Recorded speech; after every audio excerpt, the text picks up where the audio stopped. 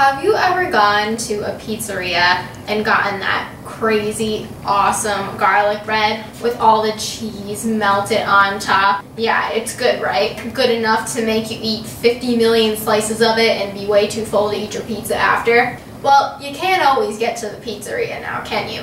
Plus, who wants to shell out the cash? The ridiculous amount of money they charge you just to have some bread with some cheese on it. Well, you know what, pizzeria? I can make my own cheesy bread at home, and it's going to be 10 times better than yours. Guess what, guys? You need 5 ingredients to make this cheesy garlic bread. That's it. And it's only going to take you a couple minutes to prepare. You're going to wonder why you ever bother going to the pizzeria after you try this. It's buttery, garlicky, super duper cheesy goodness. So let's get started. I have our 5 ingredients here. This is a store-bought crust I got from my grocery store. It's made by a local company here, so you'll probably be able to find something similar in your area. If you can't get something like this, you can either buy focaccia from your grocery store's bakery, or you can just buy some store-bought dough and roll it out yourself. A little bit extra effort, but it's okay. But if you can find something similar to this, it's really great because you can see it's really fluffy and thick, just like the garlic bread from your pizzeria is going to be. Okay, then next, melted butter, whole stick of it. Yeah, you want it all. We have a mix of mozzarella and cheddar cheese. Of course, I've got us some garlic. I know what you're thinking. She always yells at us when we don't use fresh garlic.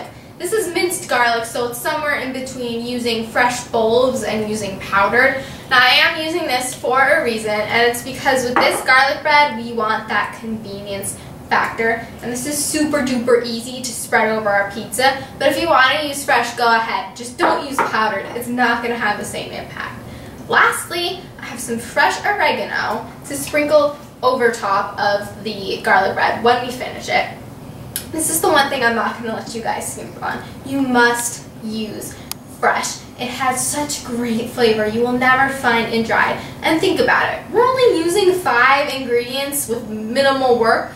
The least you can do is use some fresh herbs. It's going to make all the difference in this seemingly simple dish. First step, I par-baked our crust. That just means we baked it naked with nothing else on it. And that's going to make sure everything cooks at the same speed, because if we just put it in there raw with all the toppings on it, it's not going to brown up as fast and it might get soggy.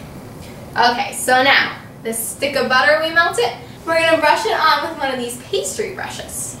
So I'm going to start just kind of drizzling in it to begin with, nice and evenly. Once you get stuff on, you can start spreading it out. If you're making a buttery work of art, food is a work of art, let's be honest here. It's my paintbrush and I paint. And I think it's kind of more fun than making a painting because, hello, you get to eat it after. If somebody wants to make some really delicious edible paint and paper, I might be more into painting and such. Could be the greatest artist there ever was. Because the crust is so thick, this sea of butter is going to seep in. Like I said, I know it looks like a lot, but you're going to be glad you used all of it because it's going to soak it up like a sponge, so you'll still have plenty of buttery flavor even after it bakes. Okay, I'm going to leave this last little bit.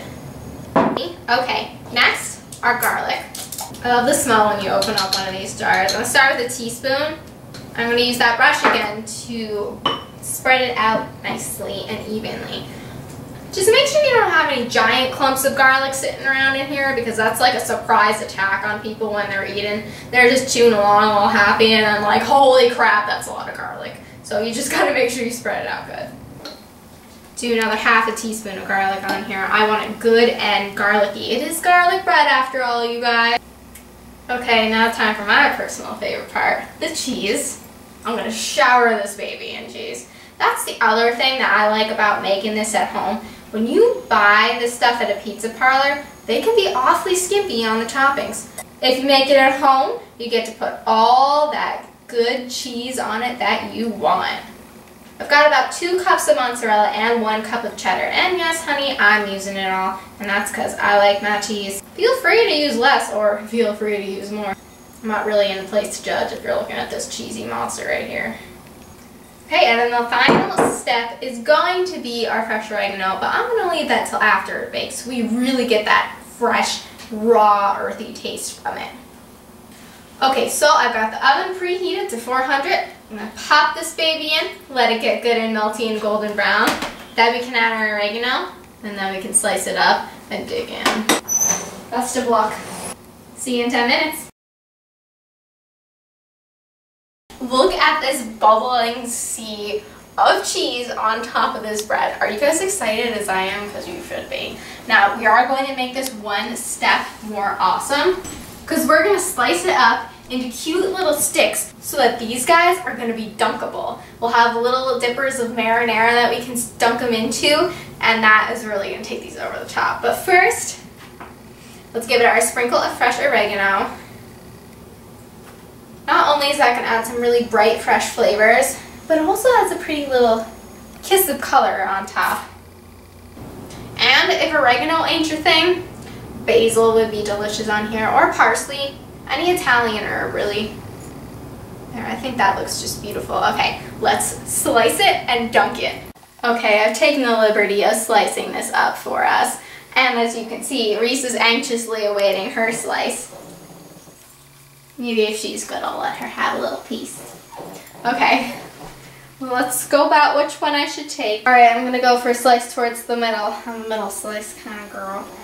Let's try this guy right here. Oh man, do you see that cheese? That is a good sign, you guys. All right, I'm gonna take it for a little dunk in the marinara here. It's hot. Here we go. Oh my, buttery, garlicky, cheesy goodness. Actually, give me a second here. You know what? I'll talk to you guys later. Wow. You can't get cheesy garlic bread this good at the pizzeria. Let's just be honest here. And you saw how quick and easy that was to put together. Totally worth it. 5 ingredients, doesn't get better than that. Now, if you don't believe me, why don't we just ask Reese what she thinks? You sit nice? Good doggy. Ready, catch. Nice one. All right, now I'd love to stay and chat with you guys a little bit longer, but me and this blanket of cheesy goodness, we got a date. So I'll see you guys later. If you're wondering how can I get delicious Italian pizza parlor goodness at my own house, just ask yourself this: what would the smart cookie cook?